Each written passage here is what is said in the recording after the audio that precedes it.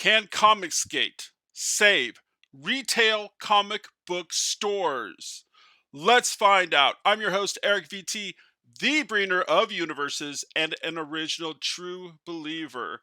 So I have to say, I was driving my son to his dentist appointment, which is about a half hour away, and I decided to look for a YouTube video that was about 20 minutes long or so. And the first one that popped up was one of my favorites, Sweetcast, Clint Stoker. Actually, I wanted to point his channel out first. Um, Sweetcast, Clint Stoker, and he has that very successful Indiegogo. I believe it's called Downcast, and he's also working on the Thrilling Comics and anthology, I believe. He did this one video, worst ideas for starting a comic shop, and that was just today, and I found it very interesting, and it really reminded me of an idea I had back in the 1990s when I worked in a retail comic book store. So here's the article he referenced from Bleeding Cool, and the title is there, but the main thing I wanted to talk about here is this: the bold idea, the zero inventory comic book store. Okay. There's a few other things that Clint makes great points on. Social hotspot, probably not the best way to go. It's I love the idea of a bar in a comic book store, but like a speakeasy style, and then like you open up the comic book section, and all of a sudden there's a bar behind there. That'd be really cool. But a lot of these ideas are really tough to pull off, very expensive. Clint has the right idea about that. A strong digital presence. We're going to get into that in a little bit as well. But he was on point on everything. But I wanted to add a few things, and basically mostly about this idea I have of how, I mean, it's one in a million, but it's a possibility that Comicsgate could save comic book retailers. Okay, so they mentioned the zero inventory comic book store. Now, that comes from retailers having a big time problem these days selling issues that are more than 1 week old. They often I see retailers at Comic Cons selling issues from just 1 or 2 weeks ago for $1. For $1, I mean, for a buck, one doll hair, and it's kind of crazy. So basically, they're really pushing new books, and it's hard for them to decide how many to order. So the excess, they always try to offer for at least the cost or even less just to get rid of it. Now, um, there, it also leads to retailers doing some shady things, like some book might become hot right away, and they'll set it aside. They might have extra copies, or it might even be promised on a pull list to someone, but they'll set it aside, list it on eBay, or save it for a couple weeks to sell it not for cover, but for 10, 20, $30 or whatever. So the zero inventory idea is great, actually, but can it be implemented? Can it be implemented? Um, Now, it's kind of like saying a pull list, right? It's kind of saying having a comic book store with a pull list, which is really tough for retailers, especially if you don't get the money up front. Okay, people don't pick them up, people don't pay for them, etc., etc. Now, this leads to this idea I had back in the 90s. Now, you should be familiar probably with a magazine called Previews, which is put out by Diamond. And here's their website, Previews World. And so back in the 90s, Previews, and I still think they put out a magazine this thick these days. In fact, I'm sure of it, about this thick, right? And basically, it has the covers for the comics and like a couple paragraphs to describe it. And retailers have to go off this to order books, right? They also go off of prior sales, but with so many new number one issues and so many new things happening and so many crossovers, it's really tough. It's really tough for the retailers. So let's look here. Previews. This is a pretty good sample actually of what you'll find in a Previews magazine as well. So there's X-Men. It gives a little paragraph there about it. Metal Men #1, another #1, right? A little preview paragraph there about it, marked from Image. The Mask. I think all of these are pretty much number one. Number one, number one, number one, number one. Of course, I think this is five new comics. Okay. So my idea in the 90s was kind of like I saw this previews magazine.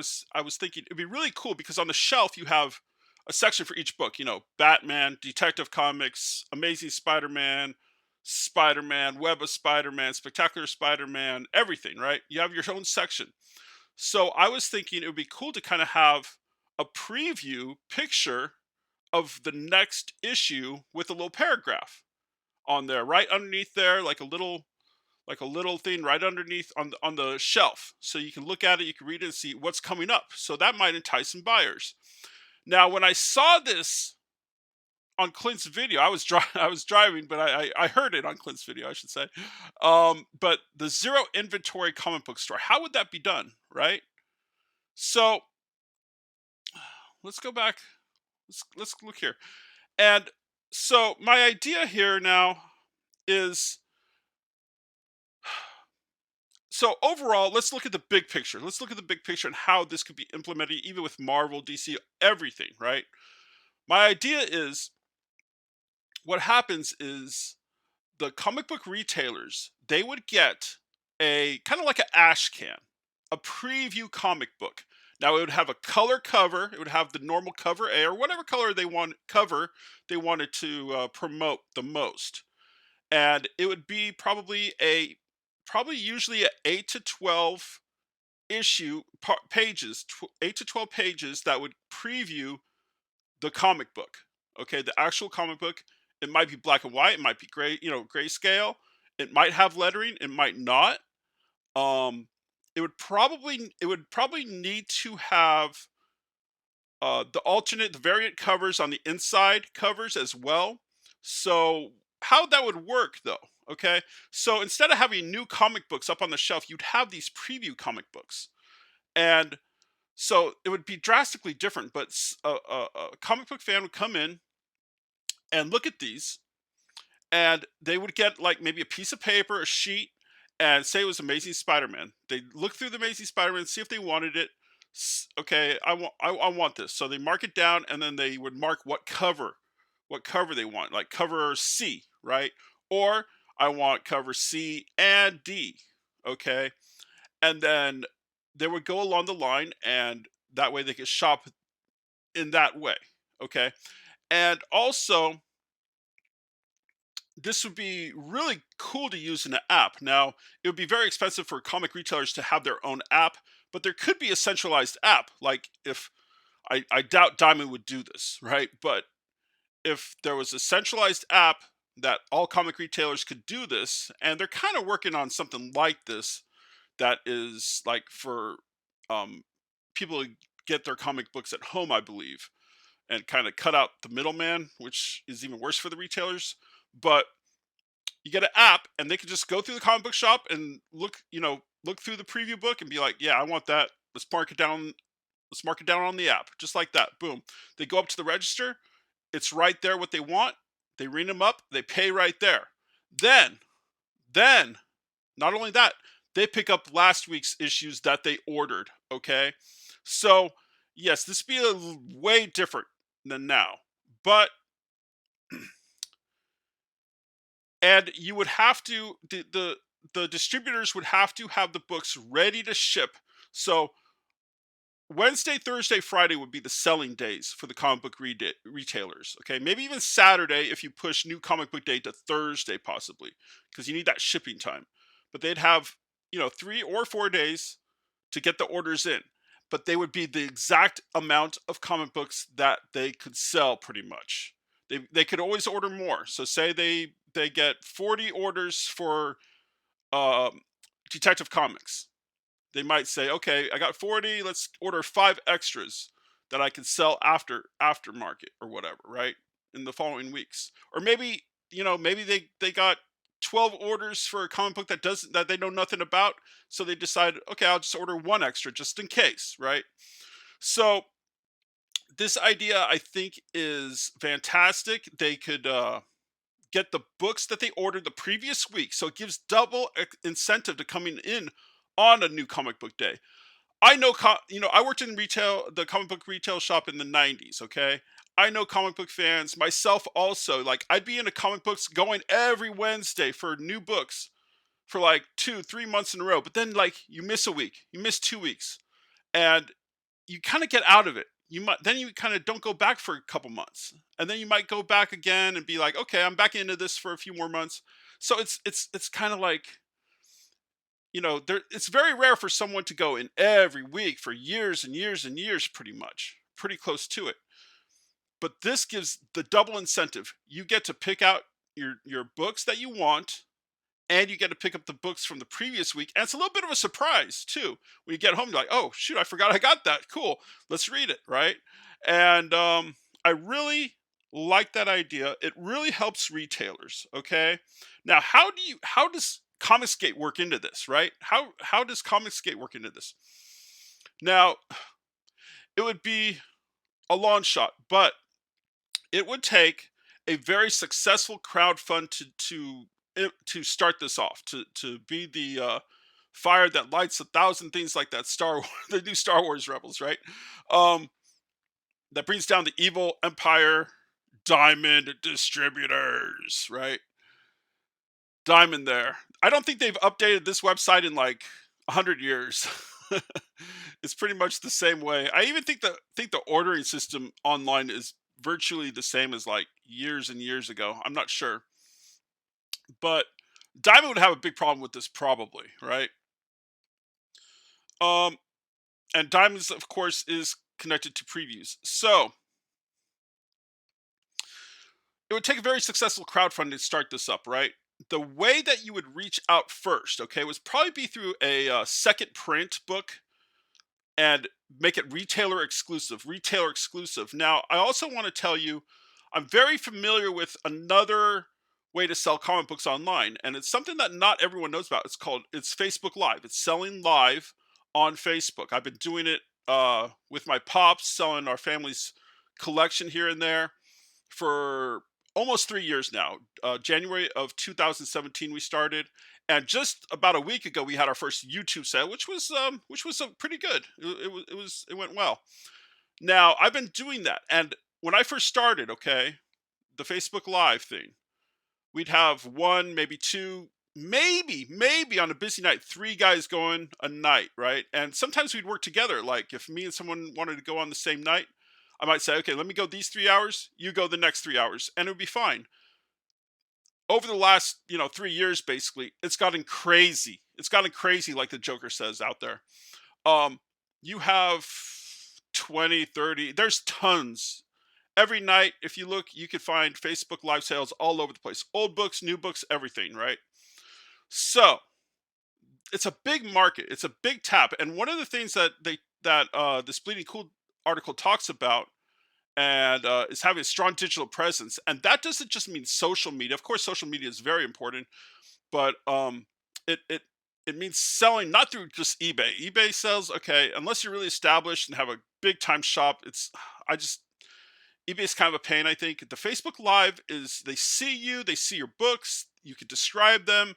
It's very personal. You get to know people. It's really an awesome way to sell.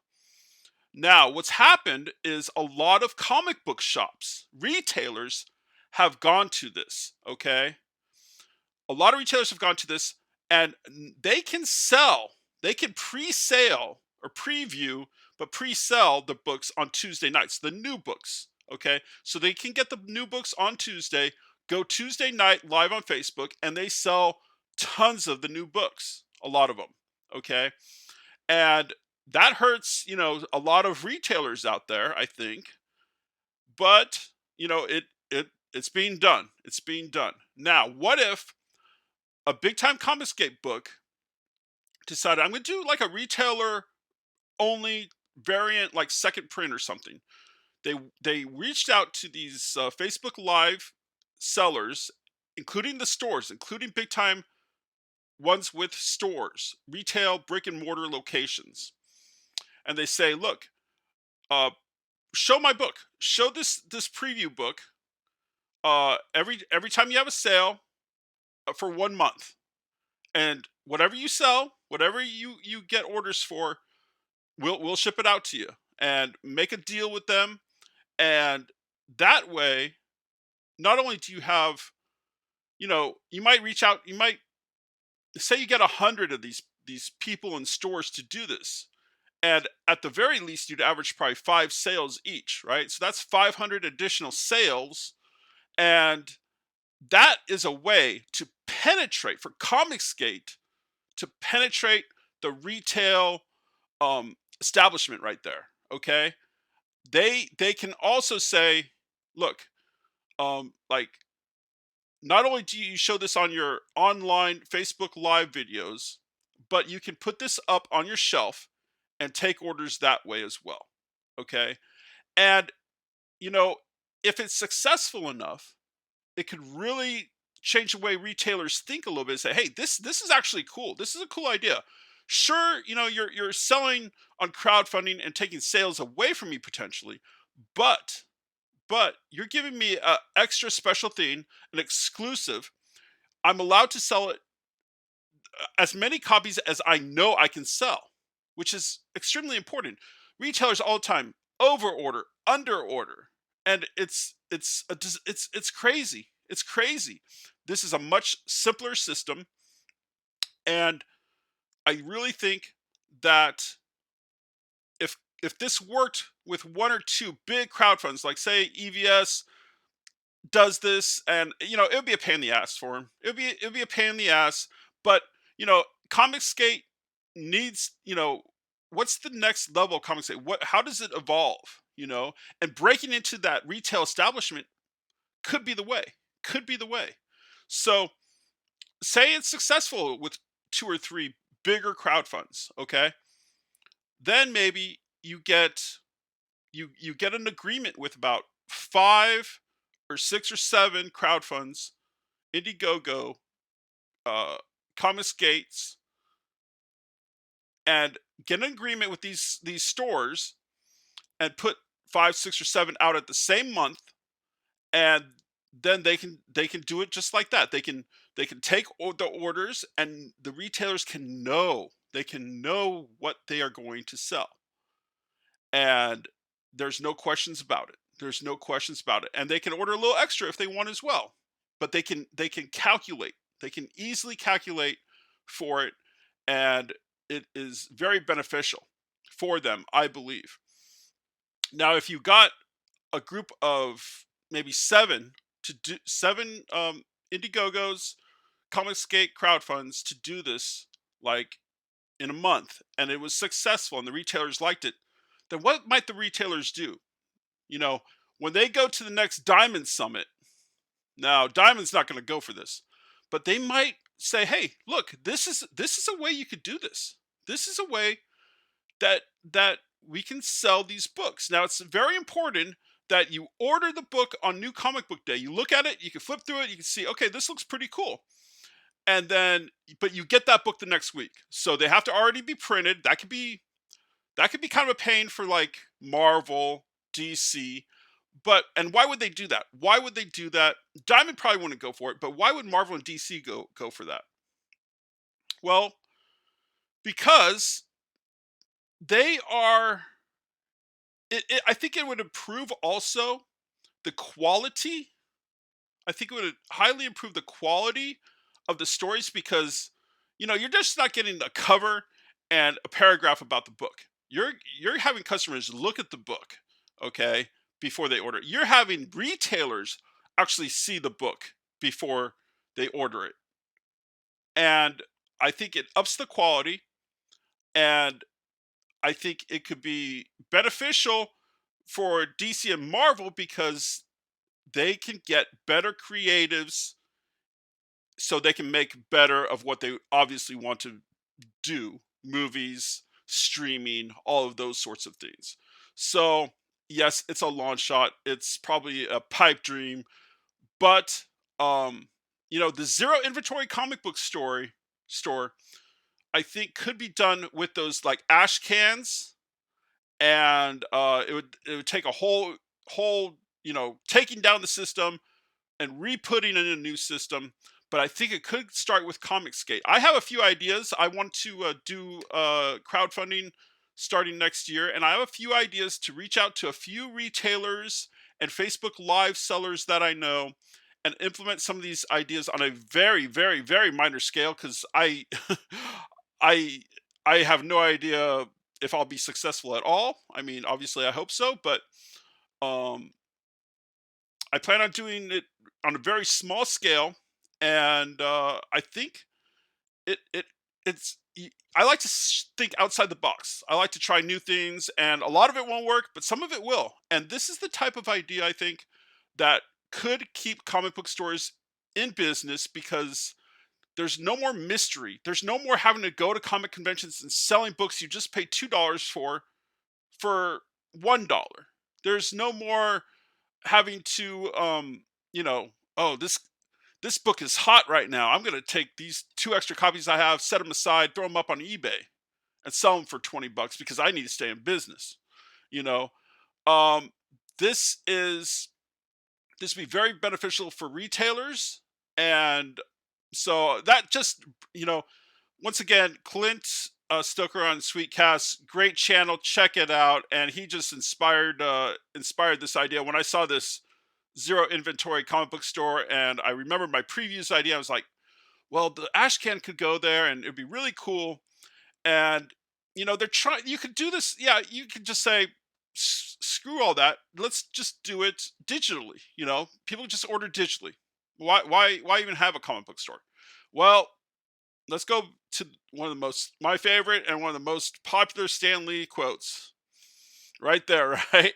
When asked if digital comics would replace comic books, Stanley said, "Comics are like boobs. They look great on a computer, but I'd rather hold one in my hand." That says it all right there. Excelsior. Thank you for joining. Thank you for watching. And please hit the like and the subscribe. Hit the bell for notifications. And I know this was a long one. Thank you for sticking with it. And I will see ya.